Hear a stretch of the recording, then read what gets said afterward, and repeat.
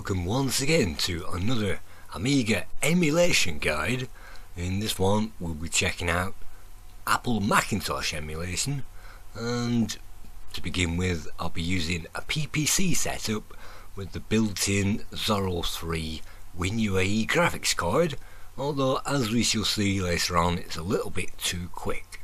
So the first thing we need to do, having selected our emulator, is to run the setup program which patches the ROM, and that means that we can boot into the emulator itself.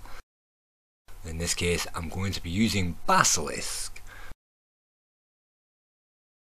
and in order to set up Basilisk you'll need to put in some kind of a HDF or hard drive file that you can find online, and some of those are already pre-configured to set up, and you'll have to install those as a new drive so that the emulator can find them. That will be listed perhaps as DH3. You can see quite a number of those I've downloaded off the internet, and I think I also booted up Fusion as well on the PC, and that just meant that I could create something and then copy that hard drive file, that HF file, onto my Amiga. So you can see two of them, and DH3 is in there, and as long as it's set up as UAE HF device that's fine.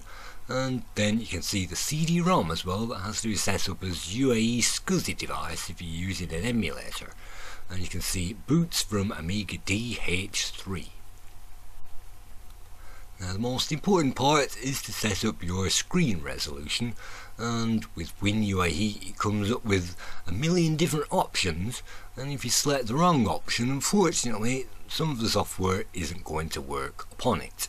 And you can see various colour options as well, and various screen sizes. So I'm going to try 640 by 512 for this, and you can see I'm using a Quadra 500, and I've also included the ROM file as well that I managed to find online. So with that already set up, and you can see it's called .rom, I've put it simply in the Basilisk II folder. So by starting that up, that will then boot from that hard drive file that we've downloaded, and that should just load up a vanilla version of the operating system. So this is what we get at the start. For some reason it's not showing me any colours, and so you will be navigating around with me trying to figure this system out. So we're in system 7.5.3 at the moment, so that's virtually as good as you're going to get as far as system 7, and so system 7.5, and also installed some games as well, or at least one game. This is Unser's Racing.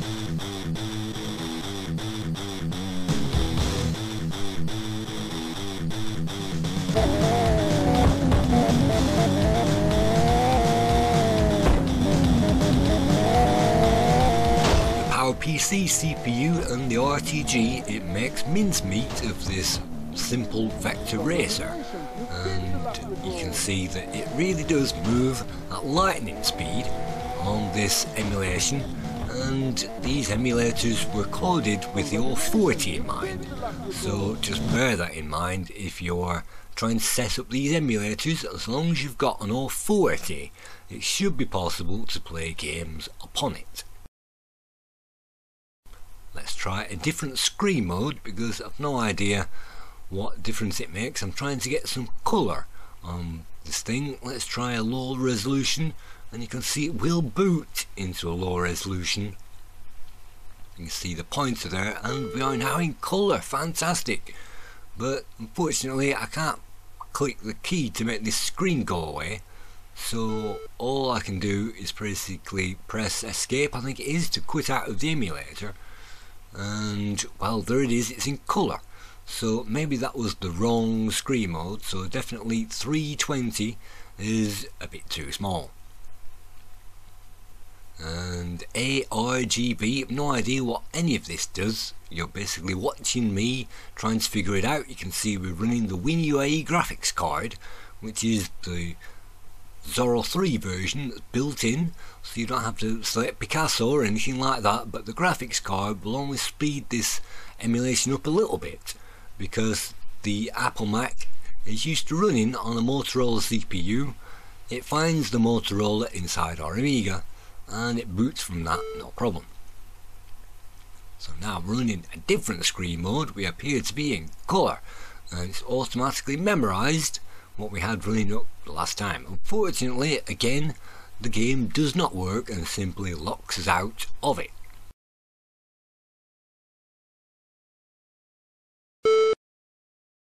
So let's try it again. It's another screen mode. You can see this is even higher resolution, and you can see we have our hard drive file in there, and we can also insert a CD-ROM in here as well.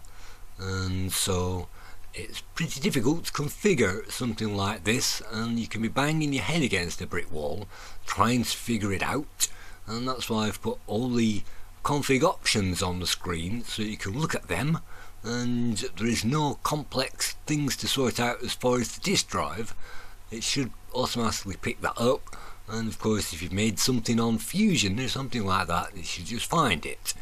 And definitely if you're trying to configure anything later than System 7, you'll probably have to do that via Fusion, because the emulators Basilisk and also Shapeshifter doesn't have amazing System 8 compatibility.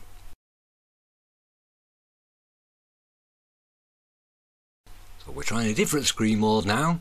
You can see some colours are still on the screen, and you can still see quite plainly I have absolutely no idea in this case what I'm actually supposed to be doing. But it's in colour and it's in a nice high resolution, so that should be okay. This is now running Apple Macintosh 7.5, so there are various hard drive installations that we can boot from. I think this is the vanilla 7.5. It comes with, well no, this is 7.53. It comes with a number of small utilities, most of which are absolutely useless. But on the CD you'll also find the stuttery expander, which you can see I'm running in the background, and quite a lot of software on the Apple Mac was compressed using stuttery. So if you find stuttery version 5.5, it's best to install that onto your computer. You can see we can even access our PC drives, and you can see one of the things is a PC drive, so we can copy things from our PC, and the other one is a Mac OS drive, so that's why we set up two drives in the emulator. Let's try it again, and this is Indy 500 Racing. It's in colour, and we've got a nice big screen mode, and oh no, it just seems to quit with an error. So we're not having much luck trying to configure this particular application. There are two different emulators. There is Shapeshifter and there is Basilisk II. And Basilisk II is the better one. You can see prepare me first. You have to prepare the emulator before you even start anything, and that sometimes puts a red flashing thing on the screen, and that just patches the ROM so that we can boot into that. So let's check out Shapeshifter. It's more or less the same thing. You can ignore more or less all of this stuff. As long as you've got the ROM installed in the right directory, then you can simply run the prepare me package and then run Shapeshifter. So let's double click on that. It's going to complain about OpenPCI library. We can ignore that, that's just my stupid setup. So Shapeshifter graphics settings, we're now running 8-bit mode, 256 colours. We're running the P96 setup because we have installed P96 on this computer, and we're running that screen mode. So you can see we're still using the UAE HF device, and that's Unit 2, and you can see that's all set up. That should hopefully point towards what we've got up and running in the configuration. That's basically the hard drive that we've already set up with System 7.5 upon it. You can see virtually everything else apart from Mac OS 8 mode is not selected, and you'll have to click on Mac OS 8 mode if you want to try to run that. So this is pretty basic. This is Shapeshifter 3.1 2001, so it's only 20 years old. Let's click on the start button, and hopefully you can see maybe an even higher resolution, and Shapeshifter is a bit more laggy than well, it has booted, you can see. It is a bit more laggy than Basilisk. You can see the system will automatically memorise where we had it last set up, and all the windows that are open as well, so it's booted into our 7.5 hard drive. And on this one you can see that we haven't configured our Amiga hard drive or our PC hard drive, so we can't boot into that, and that's one of the limitations of Shapeshifter, unfortunately. But you can see it's exactly the same. It's the HDF file that we've just booted into. It thinks it's an Apple Macintosh, so that's all seems to be running. And so what else can we do whilst we're here? Well, I've installed some games, but in the system folder you can see me blindly clicking around on the system folder. There's precious little here that you can actually do on a stock Apple Mac. I don't even think there's, well, there is a clock function, but I don't even think there's more than a basic notepad. So you can see different things. I'm now looking at the control panel. Let's see now, we can change our place on the planet if we really want to do that. And wow, look at that, we can even change our desktop, because this is running 256 colours I think.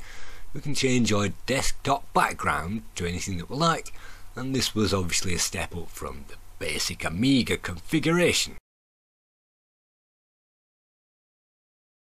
We can select those. I've no idea how many colours that those backdrops are in, but we've selected a purple one, that's good enough, and we're in colour as well. So this is it now. We've now configured our Apple Macintosh configuration, and we can run anything that we want to do on this, including PageMaker and all these word processors and databases, and well, I'm not quite sure if you can get the latest movie editors working on this, but I definitely remember at college we had to use Apple Macintoshes to use Final Cut Pro Edition 2. So now we are booting in, hopefully, to another one. I'm having no luck whatsoever trying to get these software packages to work, and we're booting into all kinds of different well, not Windows, actually System 7s, to try to get things to work. And I'm trying to put different CDs in as well, trying to get them to boot up, and it should automatically recognise when we put a CD image in. And it looks like we've gone back to Basilisk, because you can see our Amiga folder over to that side. So what we installed, this is Mac OS 8.1 CD, so we can have a look at the Mac OS 8.1, and in here it will give us precious few directories. You can see the mouse pointer is juddering around. I think that's something to do with our PPC, not quite sure. AOL's on there, and you can see there might be maybe a music player as well, and sample text. Well, let's just investigate the CD just to see if there is anything on there, and I can't actually see much. You're supposed to be able to upgrade from System 7.5 to System 8. I tried that on this configuration, it didn't work. And I also tried installing Mac OS 8 from the CDs onto my hard drive, my virtual hard disk. That didn't work either. And so Mac OS 8.1, we are just looking at the CD at the moment. You can see things work. Look at that, it's even bundled a solitaire game on Mac OS 8.1, so we can, if we really wanted to, play cards in more than a few colours, and you can see that that works absolutely no problem.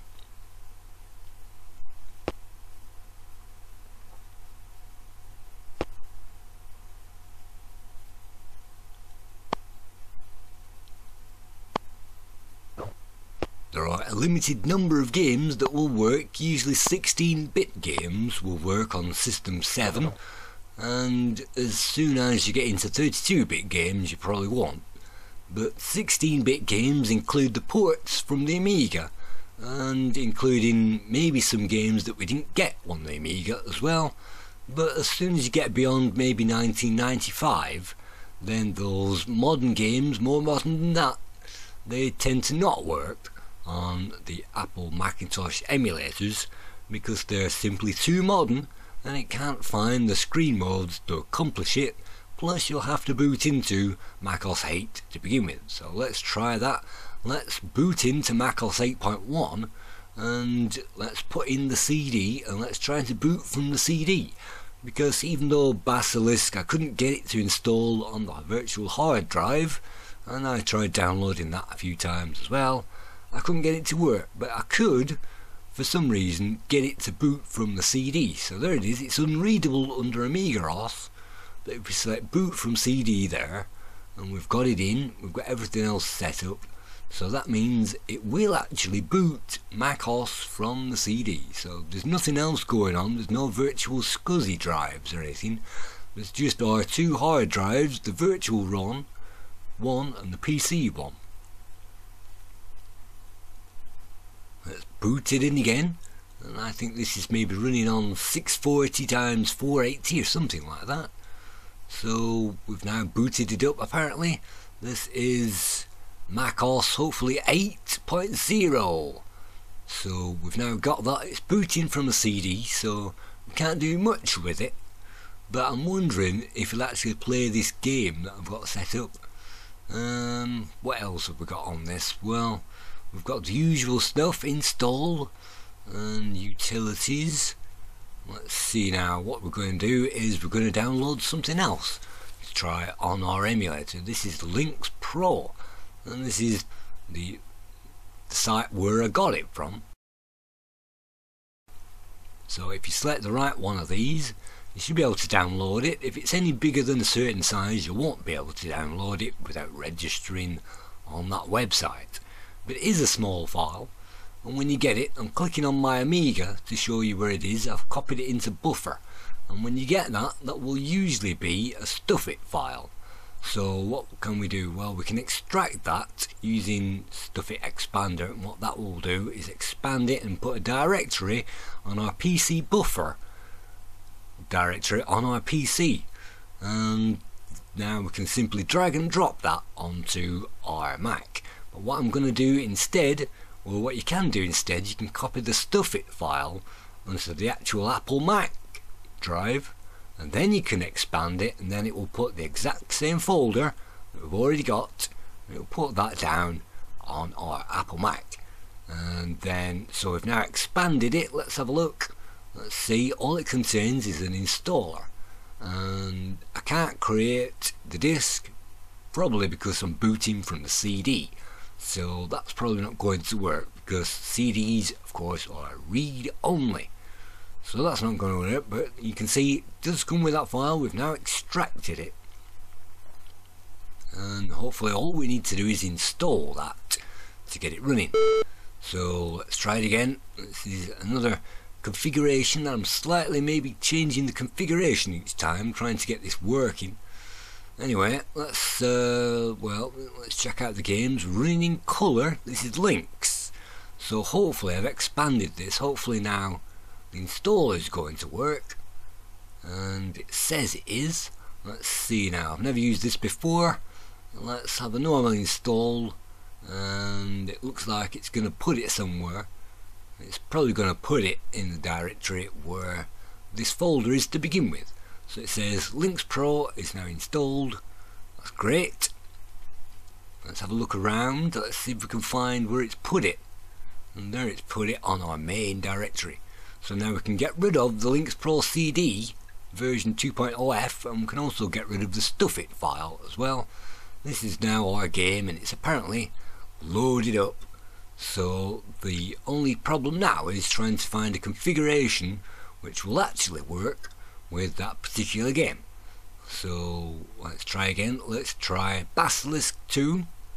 Let's try and run it, and let's see what it says. Lynx Pro CD running in full screen in colour, and yet it still says it requires 256 colours in order to run it. So obviously we're not running in the correct screen mode. Unfortunately, we're still going to have to keep messing around with that, trying to find it. So let's see what I eventually did. Running 15-bit. Let's see all these screen modes. Let's try pseudo color 8-bit. Maybe that'll work.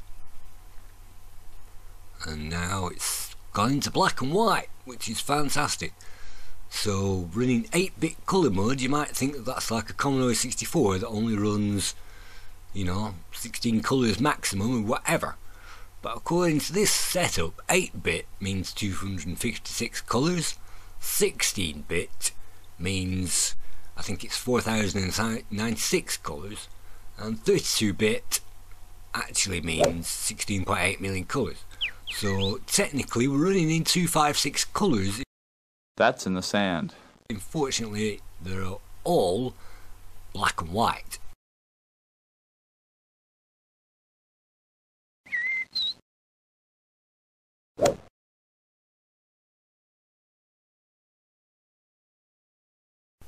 You can see it's struggling a tiny little bit because of the PPC. It's actually running too quickly for the emulator. That creates a bottleneck and that creates a juddering effect. And you can see, wow, there we go. Finally, I've discovered, if you go into the monitors, you can see 256 colours finally. So if you go into monitors in the control panel, if you're running 8-bit, it looks like it defaults to grey. But if you go in there, you can actually switch it back to colour again. So now we're running an 8-bit display, 256 colours. We're running yet another different screen mode. You can see it's slightly bigger on screen. So let's see if it works. And yes, it's playing this in 256 colours. So this you'll definitely need an AGA chipset to play this game. At the moment we're running an RTG setup, so that shouldn't be too bad. And if you remember, we tried playing Lynx on our PC emulator. That's in the deep stuff. So it's possible to play Lynx on the PC emulator on the Amiga. It's also possible to play it using an Apple Macintosh emulator as well. It's in the rough. We did get Lynx, well, we didn't actually get Lynx 386, but we did get Lynx on the Amiga, and that's a ham game. It doesn't look anywhere near as good as this, and yet if you have an AGA or 40 Amiga 4000, you could be playing this on that very same machine if you can get your head around that. Yes, we could play this on an Amiga 4000 or 40, because that's what this emulator was actually designed for. And all the juddering that you can see is basically because we're running the emulator too quickly for its own design.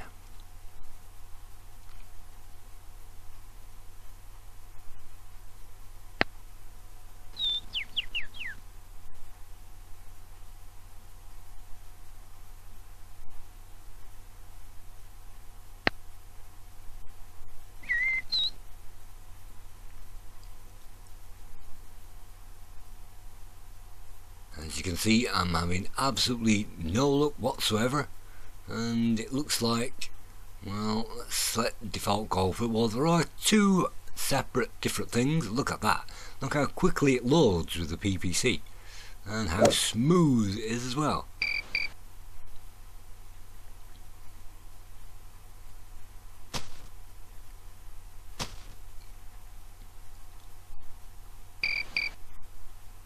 Lynx 386 was eventually bought out by Microsoft, and that turned into Microsoft Golf.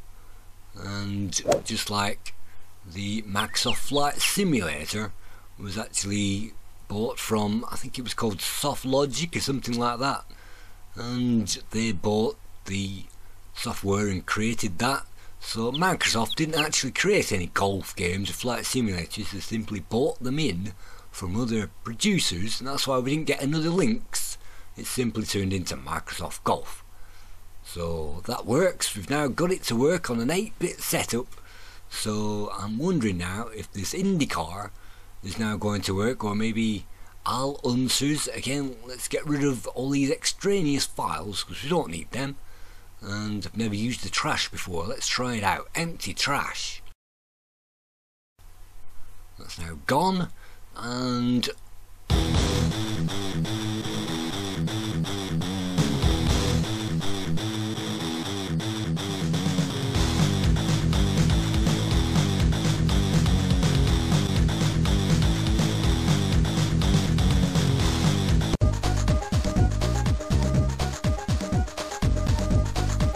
final few minutes of this guide, we'll just compare the emulators.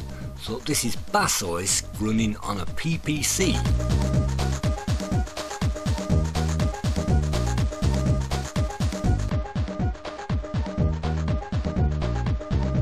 You can see with Shapeshifter the colour palette is very much lighter, but the music is worse.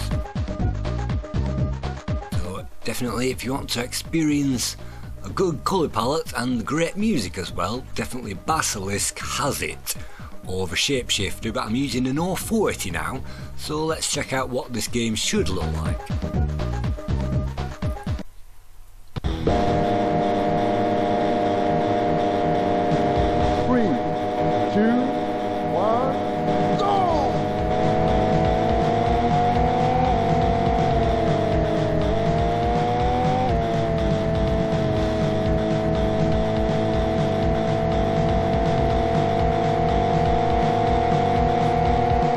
Unser's Racing gives us a multitude of tracks to drive around, and the grip is phenomenal as well, so you can hopefully play this in arcade mode.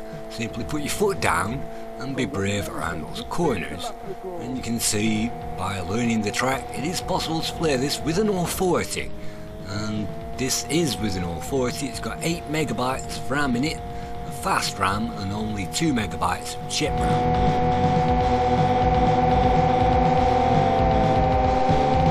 It was possible to play this on Shapeshifter and also Basilisk as well.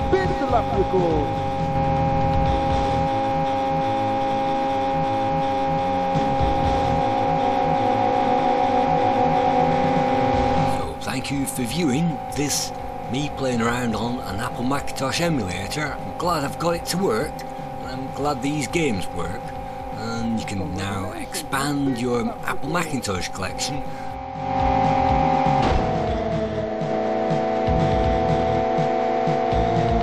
Thank you once again, and we'll see you in another part of this guide at some point soon. Thank you.